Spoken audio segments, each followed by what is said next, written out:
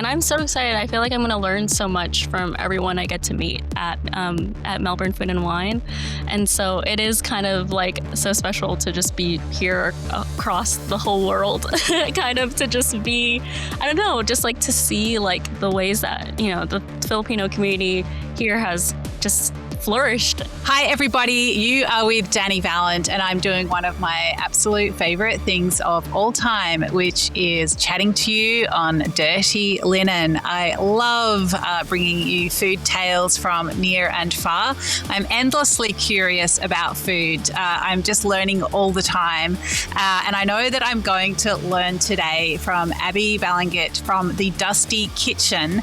Abi is here in Australia for the first time, so excited to welcome her, and she's here for the Melbourne Food and Wine Festival, which is always such a big event on my personal calendar and on the calendar of foodies from near and far who come to gather around tables, wander through the streets, and eat, enjoy, and learn.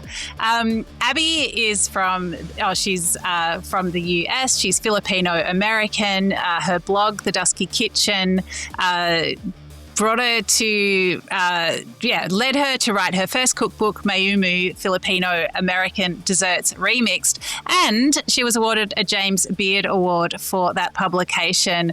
Huge. Abby, welcome to Dirty Linen. Thank you, Dani. That was such a good intro. I feel so special coming into the podcast.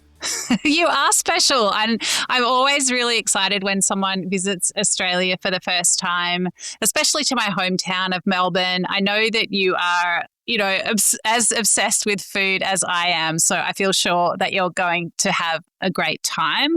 But you're also bringing your own food stories to Melbourne, which is a privilege for all of us. I would love you to tell us a bit about yourself and what you want to showcase about yourself while you're here.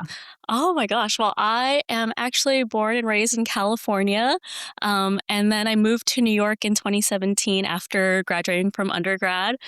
So it's been kind of a whirlwind starting from COVID. Honestly, I'm fast forwarding quite a bit. But because of quarantine, because of the pandemic, it was a really hard time, but also time for me to kind of center creatively as well. I've always loved baking as a kid. I'm self-taught. I watched a lot of Food Network growing up. And so that was kind of my my first kind of knowledge coming from just watching TV. And so when I had, been sitting at home in my apartment with my 4 other roommates and stuff, it was very much a kind of a revelation of let's go back into the things that I used to love, which included sweets and making them and learning and honestly learning to be a 13-year-old again internally, healing the inner child while the world was kind of on fire. And so I started my baking blog, The Dusky Kitchen. I was making a lot of Asian American, Filipino American specifically desserts. And my literary agent, Emmy, had found me through Twitter. I was just posting a cupcake recipe on there. And then basically asked me if I wanted to write a cookbook, which was something that was not on my agenda at all. Going into blogging and everything. And so I was like, sure, I hadn't thought of it until now. And so it was kind of a really whirlwind after that. That was 2020, September 2020. And then basically I wrote the cookbook in 2022. And it came out in 2023, and I've been promoting it the last couple of years, and I won the James Beard Award last 2 years ago. I'm always it doesn't even feel real. It's 2026, 2024 for the Emerging Voice in Books Award. So it's, I know, I feel kind of sped through it a little bit of my background and everything, but a lot of the flavors that people know me for, kind of bold, sweet and savory kind of combinations, and also really high vibrancy and color of my desserts. And so it's kind of fun to just use food as a medium for all the kinds of things that, I love about being Filipino American and having myself on a plate. Wow, great rundown, Abby. It has been such a whirlwind for you. So, yeah, I can sort of hear the trajectory of everything that's happened in your rundown there. Now, I'd love you to tell me about food in your childhood. As I understand it, your parents moved from Pampanga to California, and I haven't been to the Philippines. It's a big gap in my travel repertoire, and hopefully I can fill that gap one day soon. But as I understand it, Pampanga is like the food capital of the Philippines. Like everyone from Pampanga is obsessed with food, is a great cook, knows flavor. So I just wonder, was Filipino food a big focus in your family? Yeah, I mean, even though I was born in the States and everything, my parents are very old school. They're very much like, you can't be picky. What we got is what we got on the table, kind of a thing. And so, even when I was growing up, I think I had an appreciation for like all the kind of funky flavors and things of Filipino food, of like, the fishiness of like bagoong, which is fermented shrimp paste, and also like patis, which is fish sauce and everything. So, it wasn't, I think for me, I was really lucky to grow up in a very ultra Filipino household, especially my parents both being from Pampanga. They definitely care a lot about food in a sense that, I've always been very grateful that they always were cooking at home and my relatives were always cooking.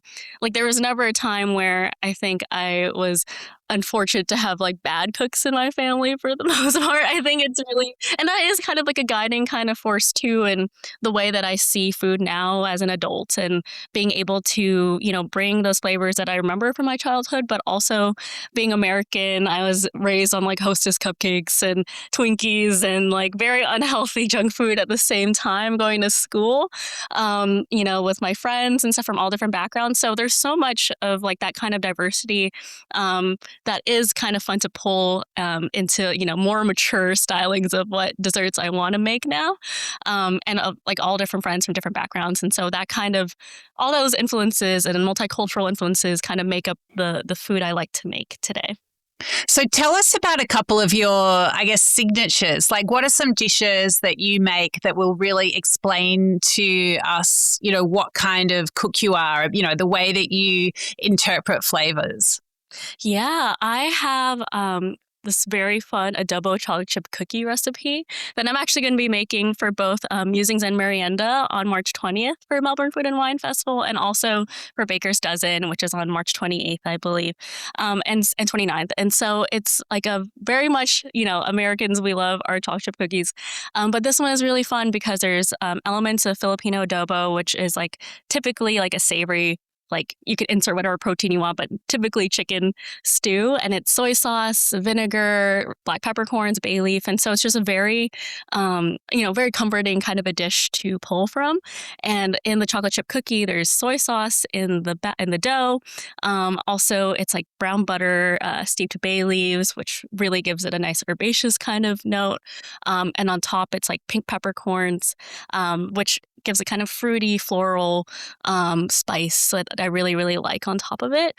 And so it's a really nice kind of mixture of both of like, parts of my childhood. And it's something that I think core memories for me, my parents, whenever they'd make it at home, I just remember you could like sometimes bite into like a whole peppercorn. And I just remember I thinking like my tooth would crack and like that flavor just hits you like all of your like taste buds. And I know it's like so honest in some ways traumatic, but also like so memorable of how I feel about like whenever I have like adobo. And I kind of wanted that sensation even with like, ground up like pink peppercorns on top. Just because I think it's nice to kind of have a full, well-rounded type of dessert where it's not just like overpoweringly sweet, but there's just so many different elements that you can kind of taste in the cookie.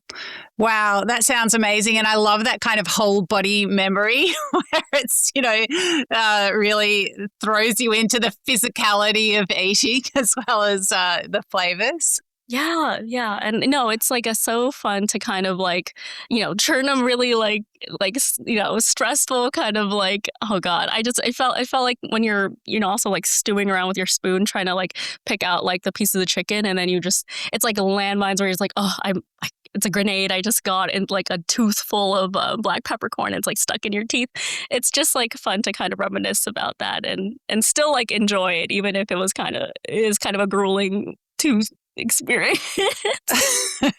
And Abby, you mentioned, a couple of events you're doing at the Melbourne Food and Wine Festival. I think it's such an interesting program this year. There is such a Filipino thread, like it's so strong. I think in the past years, I reckon since COVID, I've really, it's sort of interesting that timeline is similar to your timeline. I've really noticed and appreciated and, educated myself a little bit about Filipino food. It's sort of come from like I suppose a curiosity or a cuisine that's not featured much to something that's really a significant thread of our country's cuisine, our tapestry of multicultural flavours, but also in the Melbourne Food and Wine Festival, which is a really showcase event. There's such a strong Filipino thread. I mean, how have you seen Filipino food, flavours, approaches to cooking and cuisine change over the years? Is there a similar trajectory in the US, or was it sort of more mainstream earlier on? Yeah, I do think that at least in the US there has been kind of like a huge like explosion, I guess, of like Filipino American like restaurants that have really like come into their own. Of course, there's Kasama. That was like the first Michelin star like Filipino restaurant like in Chicago and everything. And even in especially in California, there's like huge Filipino communities over there where I also grew up in the Bay Area. And so it's kind of like, parts of the country are all kind of have this tapestry of not just fine dining, but also like the mom and pop kind of places where you choose like a lunch plate for like $15, for, just like on a Sunday with your family. So it's really nice to kind of see like at least the chefs that I've come into contact with and been able to try their food and, travel all over the country to, see what Filipino food is like in different regions.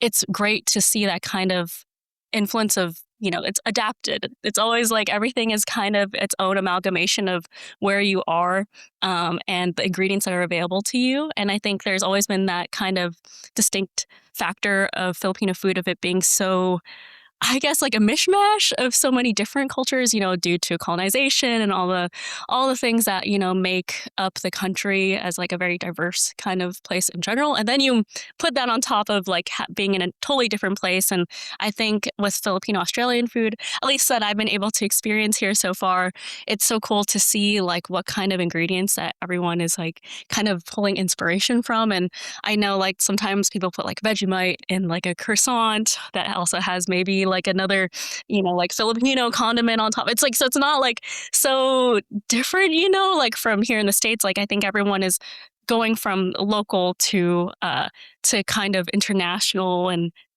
doing that crossover, all different ideas. And so, yeah, I'm very excited about, there's a slate of Filipino events that I am very excited to be a part of, slash just hopefully drop in and see other people's events as well. Yeah, wonderful. I mean, yeah, as you say, there's so much diversity of influences in Filipino cuisine, because of the various immigrant groups and colonization, and it's another layer, I guess, when Filipino cooks and creatives go into a third place and just are influenced by other things. It's really fascinating. I was actually at a Filipino restaurant last night, Abby, a new place in Altona, which is a western suburb that I don't know if you're going to get there. It's called Kumbira, and I was so taken by it, including the desserts. The owner Archie brought us something that was off menu, but it was like a pandesal, so a soft bread roll filled with one had a scoop of ube ice cream that we put inside it, and then another one had a scoop of pandan ice cream that we put inside it. It was delicious. The other one was this tamarind dessert that had 4 sort of experiences of tamarind. So it was like a tamarind pudding, sort of candied tamarind, the tamarind salted caramel, and something else as well. It was really amazing. And I need to do a bit more digging to actually, because it was definitely a fusion dessert. I think it was so up your alley.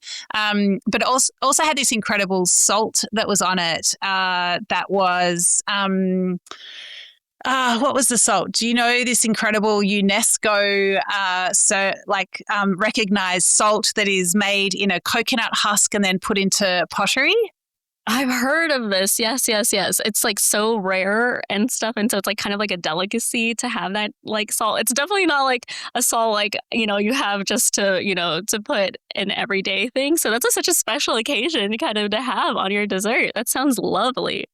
It was amazing. Yeah. So that's it was called Asin Tibuok, and please forgive any my pronunciation, but it's like a little bit smoky, a little bit mineral, and yeah, it's it was been certified as intangible cultural heritage. And I was actually so amazed. It was so unexpected to be in this neighborhood restaurant that I'd heard was cool, but I wasn't expecting, I suppose, yeah, anything is this unique cultural heritage. And the salt was just actually grated over this tamarind dessert. And it was amazing. It made me feel so fortunate that simply by walking into a small business, you have people who are giving you these incredible experiences from places I may never visit. It's such a privilege. No, it's so lovely. And I think that's like kind of the beauty of like Melbourne Food and Wine Festival too, is like bringing the experience here to other people in Australia that have maybe, yeah, have never been in the Philippines, and you kind of get to experience what you experienced last night, but like in all different events and everything, which is so special because even when you were talking about the pandesal with the ice cream inside, that's just like a very classic, like you go on the street and like the kuyas and the people that are like selling the ice cream, like just like, with their carts and everything, they typically, serve like ice cream and pandesal. So it's a very comforting kind of idea of like having that, even though, I think some people might, in the Western world be like, you're just eating your ice cream and bread. Why not like a waffle cone or something? But it's nice. It's so, I don't know. It just is like the quintessential ice cream sandwich, like literally. So I kind of love that you had that experience for yourself as well. Yeah, it's so timely to be talking to you today. It was just it was such a rich cultural feast. Yeah, it was a very Melbourne experience, but it just felt very tapped into different threads of Filipino culture. And I know there are thousands of islands in the Philippines. It just feels like there's so much specific food culture. I think even to talk about Filipino cuisine is perhaps too broad a category. How do you experience the regionality of Filipino food?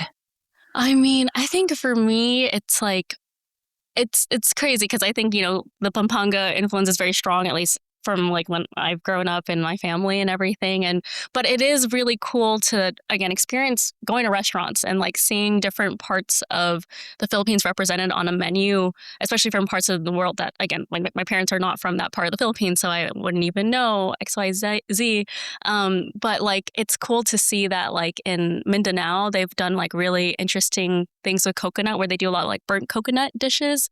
And, I've never kind of even had that before when I was growing up. And in Bicol, they're known for coconut-based dishes, but also very spicy ones, which my family, we do not really do a lot of like peppers or anything that are really hot. And so it's kind of like having that like experience of like, oh, you're traveling through with your palate, and getting to like see how different Filipinos were, raised, and also the flavors that they grew up with are so different than the ones I did too. So it's kind of nice to like see that it's, I will never feel like at a certain point in my life that I've seen it all, I've had it all. I know what Filipino food is all about. Actually, I don't always. And I think it's really, sometimes people think you have a James Beard Award and you know everything and you're an expert. And even though like I do know my stuff, I know some things, I know my flavors pretty well. I think it's like that is the beauty of having a lot of different chefs like have their narratives out in the world, and different home cooks and different bakers. Like it doesn't matter if you have like that title with it. It's like whatever you're doing in like Filipino food, whether it's writing about it, whether you're cooking it at home and you're sharing it with your friends and your family, also just having a restaurant and having like a bakery. Those things are all great. That's like furthering our cuisine in like the forefront of like people's minds. And so it's just like kind of like special to like see that way that culture and identity is formed, primarily a lot of times, like, first memories are with with food. So it's nice to see that. It's like a tapestry being woven as we speak. And I'm of this generation of, I guess I'm Gen Z millennial cusp. And so we're very open minded, I would say, like with having, different interpretations of our cuisine out there. And so it's kind of nice that this is the generation I've kind of come into. And I know beforehand, like maybe in the early 2000s and like the late, 90s and stuff like that, it was kind of harder for chefs, at least in the States that I've heard from, of their journeys trying to make it through with Filipino food because there's a lot of exoticism and othering of our food. I'm luckily I haven't experienced that myself, but I could totally see that that's what paved the way for us to feel so comfortable in our own skin and being able to make menus that reflect our own stories. And so I know this is like such a deep conversation, but I know it's kind of like there's so much that goes into being able to talk about Filipino food. There's so much emotion, and I feel that talking to you today. So thank you. I really feel that emotion as well. It's fantastic that you're able to just really authentically step along your own path, but feel that you are a pioneer and carrying so much heritage as well. But I also really, hear what you're saying about that there are some things that you know and there's a lot of stuff that you don't. I feel like working in food, it's always like that, right? Like there is always more to engage with. There are more layers. There's another island to discover in the Philippines with some incredible culinary tradition. I think, that beginner mindset sort of, I don't know, it's like it carries us a long way. I think it's actually a good way to be when you're thinking about food. Yes, yes. And I'm so excited. I feel like I'm going to learn so much from everyone I get to meet at Melbourne Food and Wine. And so it is kind of like so special to just be here across the whole world, kind of to just be, I don't know, just like to see like the ways that, the Filipino community here has just flourished. And like I've seen it myself of just like looking at a map and like seeing all the Filipino restaurants that come up. And I'm like, wow, like I have to be here way longer to be able to experience even the restaurant that you went to last night, which I was like, that wasn't even on my map. I got to put it on my map now too. Yeah, it's a real find, but there's too much to explore in one visit. So don't. I feel like I'm in Melbourne. I'm here my whole life, and I'm never going to cover everything. There's so much to explore, and people doing new things all the time. Abi, have you got like a next book on the way or a next project that you really would love to bring to fruition over the next few years? Oh my gosh, I know. I feel like it's been like 3 years since my book Mayumu came out, and it's so focused on Filipino American desserts. I do think there's something hopefully on the horizon for me to like kind of. I still, again, full transparency, don't have this like written up or have it in like in writing and contracted and ready to go yet. But I would love to write another cookbook, and I think there's a lot, like you said, like. I have so much to learn and so much to share still of like what I've learned in the last few years, that I do think there's something else. Definitely Filipino related. Who knows if it's dessert 100% focused, but we'll see. It's kind of fun to like see a lot of my friends have, other cookbook authors, and it's cool to see what their second and third projects are like because sometimes it's so different than the first one that they're known for. And I think that's like really cool to dive into single subject kind of cookbooks and things like that. Like it's just like that opens up the door of like just like really focusing and locking into something that's like a huge research project that I kind of want to get into. And so, sorry, that was very vague, but also still kind of something to go off of your answer. You're very intriguing. I cannot wait to see what this ends up being. Abby, one thing that I've noticed with Filipino food, in my experience, is the generosity. Like you are never going to leave hungry from a Filipino dining experience. And true to form, I've got a container of lechon in my fridge because there was no possibility of eating everything at Kumbira last night, especially if I wanted to save room for dessert, which I knew that I definitely did. I think Filipino sweets are incredible. Abby, have you got any good lechon stories or stories of big Filipino gatherings where, pork is the centerpiece? Oh my God, so many. I feel like lechon is like just such a celebratory kind of dish to have, like especially the when you have the whole shebang where it's like the young pig with the apple in the mouth kind of a thing. But no, it's so lovely. Like I think of it fondly whenever I have lechon. Like it's something where everyone fights over the crispy skin, where it's basically can like shatter with like a knife, and it's just so crunchy. Everyone loves that. I was actually recently, a year ago, I was at in Calgary for Terroir, which is like a food conference there, and they had a Filipino like Filipino weekend basically, and it was all like kind of Filipino chefs and similar almost to like aspects of Melbourne Food and Wine, where there was just so many people coming together for Filipino food. But I remember being first in line for the lechon that they had in their outdoor tents, and we got like the first piece. I was so like, maybe I was just guest of honor because I was coming from also from far away, kind of. But it was so good. Like I just like think about that a lot. Where it had a perfect like basically the condiment of choice is usually like vinegar, usually with like spices or like at least black pepper, onion, all the fixings and things. And so it hits the acidity with the fat, and it's just a perfect bite. So that's my most recent lechon memory. But every time there's like a big graduation, birthday, wedding, there's usually lechon, and it's a very special occasion dish. So I'm always excited when it's on the table. Amazing. Love that. Yeah, that crackle, that glass like shatter crisp skin on the lechon. It's definitely worth fighting for. So Abby, we'll put a link in the show notes to the Melbourne Food and Wine Festival program. But one event that you're at on the 28th and 29th of March is the Baker's Dozen. So this is free. Anyone can just rock up. So I think it's a great one to highlight. It's at Federation Square. There are a dozen, I think 13 actually, baking stars with all their produce on offer. You're collaborating with one of my absolute favourites, so Drom in Bayswater, which is an outer suburban bakery that just absolutely kills it with creativity. So tell us what you're going to be serving there. You mentioned the adobo cookies, which sound incredible. Are there other dishes that you're going to be making? Yeah, I mean, for both Baker's Dozen and Musings and Merienda on March 20th at Halaya, there will be adobo chocolate chip cookies for sure. But on actually for Mesa Filipino, which is on March 23rd at Fable, I will be making kind of like malted milk corn and pudding dessert.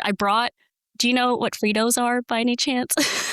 Tell me. It's a corn chip. It's literally like normally people use it for chili and stuff like that, but it's such a just like American quintessential junk food snack, like we were talking about kind of earlier today. But I brought it from my luggage. I like brought it in my check-in and everything. So I'm gonna make like a nice like kind of brittle toffee crunch with it for that dessert for that day. So I'm kind of really excited. It's gonna be like a very like it's a traditional Filipino kind of dessert, the corn and milk pudding, but having like malted milk in the pudding and also like that yum salty sweet kind of Frito crunch on top is kind of like Filipino American me in a nutshell. But yeah, I am excited about all those events because there's at least especially for Musings and Merienda, like everyone else is bringing a lot of great desserts like Drum, of course. There's going to be like Polvoron also from Sweet Cora. There's going to be coffee from Alakasha Cafe and also like guava sorbet from Dirty Ice Cream. So there's like a lot going on and a great panel that's going to be hosted by Entrepreneurs and also Rain, who is also the kind of the voice of Master Plan Global that brought us all together. So it is something I'm also just like so looking forward to, just because I also kind of want to eat all those things. I'm kind of like, yes, I will bring all my double chocolate chip cookies and my like maja blanca, which is the pudding, but I'm here for everyone else as well. Amazing. So that event is the 20th of March, Musings and Merienda. And yeah, it's amazing, the incredible program of Filipino collaborations and events by Masterplan Global. It's really a big year for Filipino cuisine in Australia. Thank you, Abby, for bringing it. We're so excited to have you in town. I hope you have a wonderful time. If you need any food tips, I'm sure you'll be busy, but if you need any food tips, make sure you hit me up and I'll catch you around the festival. No, thank you so much. And I know, oh, sorry, the tram is going by. But there's another Abby that you'll probably see around on the festival who's Abby Marquez, and she's the Olympia Queen, but she's doing an event with Chef Morris at, it's going to be at 9 Yards for Boodle Brunch on March 28th. So if the savory minds also want to have something there with another great Abby, please check that out. But thank you so much for your time and having me on. It's been a pleasure talking to you. And I do love all Rex. I will try to squeeze everything I can in the next 9 days that I'm here. Good luck. Happy eating. Thanks, Abby. Thanks, Dani. Bye. This is Dirty Linen. I'm Dani Valent. We bring you untold stories from the food world. Real, raw, unafraid, hopeful. We're driven by a belief that food provides endless opportunities for learning, connecting, and creating the world we want to live in. Delicious, open-hearted, meaningful. If you know a story that needs telling, get in touch.